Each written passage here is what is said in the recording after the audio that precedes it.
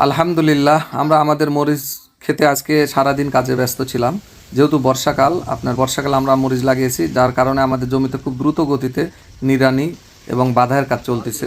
যার কারণে আমরা আজকে মাঠেই খাবার খেয়ে নিচ্ছি সবাই মিলে। আর কাজের লোক ছিল দুজন, সবাই মিলেই কিন্তু আজকে আমাদের এই মরিচ চাষের যে কাজ ছিল, সে কাজের ভিতরে যে মূল কাজটি ছিল আমাদের, সেটা হচ্ছে জমি নিড়ানি। গাছের, বিশেষ করে গাছের গোড়া দিয়ে আগে নিড়ানি দিয়ে নিতে হচ্ছে, কারণ গাছের গোড়াতে তো আসলে কোদাল চালানো যাবে না, যার কারণে গোড়া আগে নিড়ানি দিয়ে নিচ্ছি। এখানে এক ধরনের ঘাস থাকে, যে ঘাসের নাম হলো ভাদাল ঘাস। এই ঘাসগুলো খুব ক্ষতিকারক, তাই আমরা আগে নিড়ানি দিয়ে নিচ্ছি গাছের গোড়া, এবং গাছের গোড়া নিড়ানি দেওয়ার পরে ভাদাল ঘাসগুলো সব তুলে ফেলা দিতে হবে, কারণ এই ভাদাল ঘাসের শিকড় থেকে আবার নতুন করে কিন্তু ঘাসের উৎপত্তি হয়, যার কারণে ঘাসটা সুন্দর করে একেবারে শিকড়ও রাখা যায় না, নির্মূল করে তুলে নিতে হবে। তারপরেই কিন্তু আমরা এটা বেডের কাজ করব। লক্ষ্য করে দেখলাম যে ইতিমধ্যে গাছে এক ধরনের মাকড়ের আক্রমণ ঘটছে, এবং মরিচের গাছে কিন্তু মাকড়ের সংক্রমণটা বেশি ঘটে, যার কারণে মাকড়নাশকটা আমাদেরকে প্রতিনিয়ত দিতে হয়। এবং ফুল ফলও আলহামদুলিল্লাহ ফুলও আসছে, দুটো একটা করে ফুল দেখলাম মরিচে। এবং মরিচের যে মাকড়ের জন্য আমরা 1.8 বা ওমাইট জাতীয় যে ওষুধ আছে, এটা আমরা ব্যবহার করে থাকি, তাহলে কিন্তু আমাদের এই মাকড় এখান থেকে কিন্তু আমাদের দূর হয়ে যায়।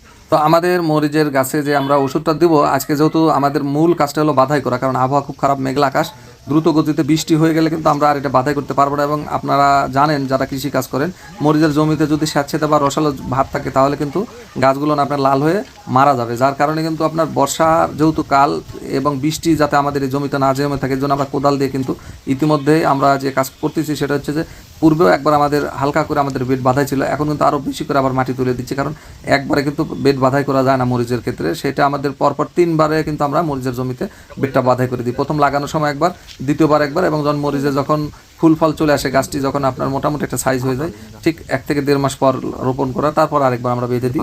আলহামদুলিল্লাহ, বাঁধার যে কাজটা করতে হয় সেটা কোদাল দিয়ে, তার আগে তো আমরা নিড়ানি দিয়ে নিয়েছি, এবং এই কোদাল দিয়ে বাঁধাই করার পরে কিন্তু একটা ড্রেন তৈরি হয়ে যাবে প্রত্যেকটা লাইনের মাঝখান থেকে, তারপর বেড হয়ে যাবে, এক ধরনের বেড হবে, এবং স্বাভাবিক মাটি থেকে কিন্তু গাছের গোড়াটা আপনার আধা প্রায় 1 ফিটের কাছাকাছি উঁচু হয়ে যাবে।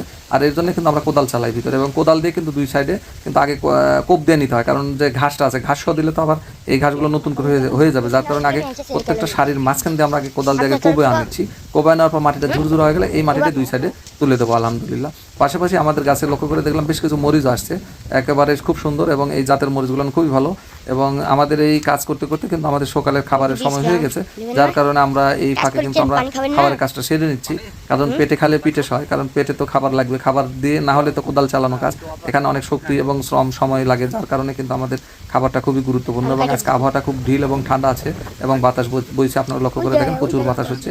এর মধ্যে দিয়ে আজকে কাজটা করে আলহামদুলিল্লাহ শান্তি। বিগত 2-3 দিন চরম তীব্র গরম থাকার কারণে কিন্তু আমরা কাজ করতে পারি নাই, এবং ইতিমধ্যে কিন্তু আমরা আমাদের মরিচের যে জমিতে বেড বাঁধাইয়ের কাজ মোটামুটি আগিয়ে নিয়েছি। নেওয়ার পরে আমরা বাসা থেকে খাবার আসছে, আমরা মাঠে খাবারটা খেয়ে নিলাম। খাওয়ার পরে কিন্তু আমরা আবার আলহামদুলিল্লাহ কাজে নিয়োজিত হয়ে যাব, এবং কাজ শেষ করেই কিন্তু আজকে আলহামদুলিল্লাহ বাড়িতে যাব। আজকে নিয়ত করেই কিন্তু আমরা আসছি, এই জন্য লোকবল একটু বেশি নিয়েছি। মরিচ যদি আমরা বেশি করি না, অল্প পরিসরে কিছু মরিচ করা আছে, এটা জাস্ট আমাদের পরিবারের চাহিদা মেটানোর পরেও কিন্তু আমরা এখান থেকে যে মরিচের গুঁড়োগুলো যেটা উৎপাদন হয়, এই মরিচের গুঁড়োই কিন্তু আপনাদের কাছে কিন্তু আমরা বিক্রয় করে থাকি, যারা অনলাইনে আমাদের কাছে অর্ডার করেন। তো আপনারা আমাদের চ্যানেলটি লাইক এবং সাবস্ক্রাইব করে আমাদের সাথে যুক্ত থাকুন। সবার দোয়া শুভকামনা। আসসালামু আলাইকুম।